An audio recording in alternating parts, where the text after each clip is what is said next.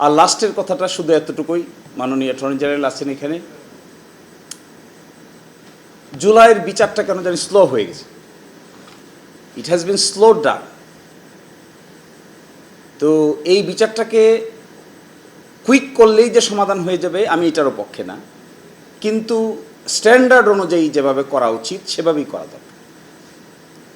যে এভিডেন্সেসগুলো এখনও আছে, এই এভিডেন্সেসগুলো এখনও লাইভ আছে, সেই এভিডেন্সেসগুলোকে এখন অ্যানালাইসিস করলে যত সহজ হবে, সময় যত যাইতে থাকবে অনেক এভিডেন্সই আস্তে আস্তে ডিসঅ্যাপিয়ার হতে থাকবে এবং অপ্রাসঙ্গিক হয়ে যেতে পারে। তো আমার একটা অনুরোধ থাকবে, আসলে যে তিনটা এজেন্ডার মধ্যে একটা বড় এজেন্ডা ছিল জুলাই রেভলিউশনে যে ক্রাইম হয়েছে, ক্রাইমটার বিচার করতে হবে, সেটা ক্রাইম এগেনস্ট হিউম্যানিটি আকারে, এবং সেই বিচারে আমার ধারণা রাষ্ট্রপক্ষ, দেশের মানুষ এবং সকলেরই কমন ইন্টারেস্ট আছে, ইজ টু ট্রাই দি পারপিট্রেটরস। নিশ্চয়ই আমি কোনো অ্যাবিউজ অ্যান্ড মিসইউজ অফ পাওয়ারের পক্ষে না, নিশ্চয়ই আমি কোনো নিরপরাধ লোকের শাস্তি হোক, এটা কোনো দিনই আমরা চাইব না, কিন্তু অ্যাপ্রোপ্রিয়েট লোক যে বা যারা যা করেছেন, he should be brought to justice. এবং যদি এটাই নেশন ফেল করে, that would be a blunder, এবং এটা ইতিহাসের পাতায় আরেকটা নতুন কলঙ্ক লিপ্ত হবে। তো আমাদের এক্সপেকটেশন থাকবে from our view, from our point of view, আমরা একজন আইনজীবী হিসেবে ন্যায় বিচার হোক, কোনো নিরপরাধ মানুষকে অযথা সাজার এবং শাস্তির জন্য জেলে রাখা না হোক, that is our stand. But at the same time, যিনি who has already committed crime directly, the evidences are here, direct evidences are here, he or she should be brought to justice as quickly as possible. রামিসার বিচার যদি possible হয়ে থাকে এত দ্রুততম সময়ের ভিতরে, we appreciate the government, we appreciate attorney general office, at the same time we want to see রাষ্ট্র যদি চায় it is possible. This is the example. এবং স্টেট যদি মনে করে যে নাকি perpetrator, he should be brought to justice, it is possible. এই রামিসার বিচারের মাধ্যমে রাষ্ট্রের যে এবিলিটি আছে, ইট হ্যাজ বিন প্রুভড।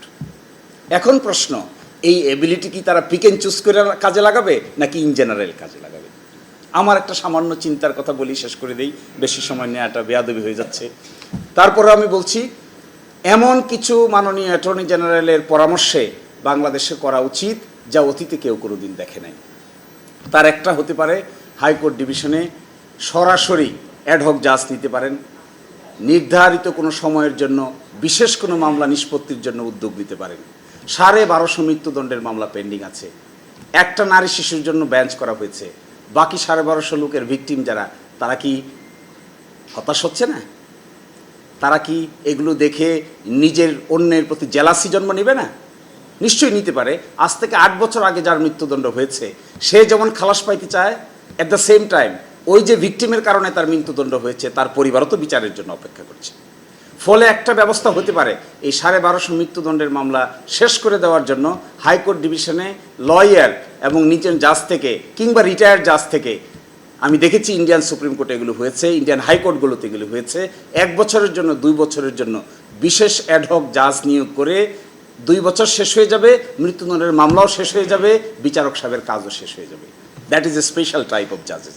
এদেশে হয়, ইন্ডিয়ান সাবকন্টিনেন্টে হয়েছে, পাকিস্তানে আমি একটা গাইডলাইন দেখেছি হয়েছে, ইন্ডিয়া কলকাতা হাইকোর্টে দেখেছি হয়েছে, নাগপুর হাইকোর্টে দেখেছি আমি হয়েছে, at the same time Indian supreme কোর্টে হয়েছে। একটা মামলাও আছে, রিট পিটিশন, যে মামলার মধ্যে Indian supreme court guideline develop করে বলে দিয়েছে ওদের যোগ্যতা কেমন হবে। তার মধ্যে 5 জন জজ ছিল যারা নাকি সুপ্রিম কোর্ট থেকে রিটায়ার করে যাওয়ার পরে তাদের কনসেন্ট নিয়ে 1.5 বছরের জন্য আবার এখানে বিচার কাজ সম্পন্ন করেছেন। স্পেসিফিক এজেন্ডা, অন্য এজেন্ডা থাকে না, for particular disposal of the cases. Supreme কোর্টে একজন বিচারকের ঘাড়ে আমি হিসাব করে দেখছি 7440টা মামলা আছে, মাত্র 5 জন বিচারক সুপ্রিম কোর্টে। কিভাবে সম্ভব হবে?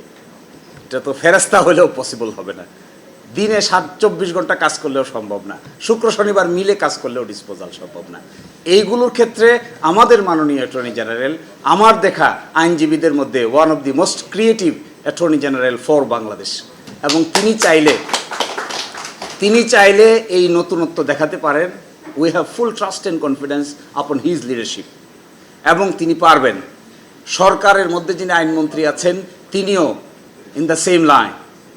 হোম মিনিস্টার যিনি আছেন happen to be all belong to the Dhaka university law department. So it is also necessary, it is also possible and desirable if all sit together. কি করে সুপ্রিম কোর্টে এমন কিছু করা যায় যা করলে পরে অতীতে কেউ কোনোদিন দেখে নাই, ভাবে নাই, এরকম উদ্যোগ যদি নেন, always we will be with them as a junior brother, we will always be with them as their younger brother. এবং আমি মনে করি July should be the priority, supreme কোর্টের reform should be the priority. বড় ধরনের reform দরকার, না হলে মানুষের মধ্যে হতাশার জন্ম হতে পারে। সকলেই ভালো থাকবেন, আল্লাহ হাফেজ।